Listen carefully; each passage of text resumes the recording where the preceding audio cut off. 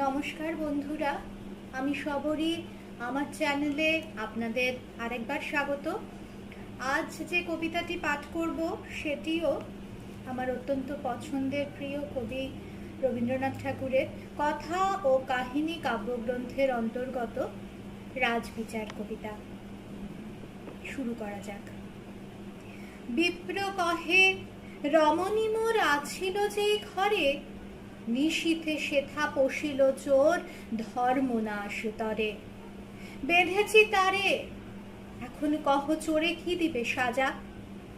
মৃত্যু শুধু কহিলা তারে রতন রাও রাজা। ছুটিয়া আসিয়া কহিল দূত, চোর সে যুবরাজ।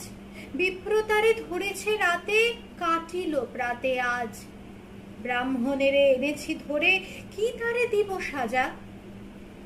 মুক্তি দাও, কহিলা শুধু রতন রাও রাজা। নমস্কার।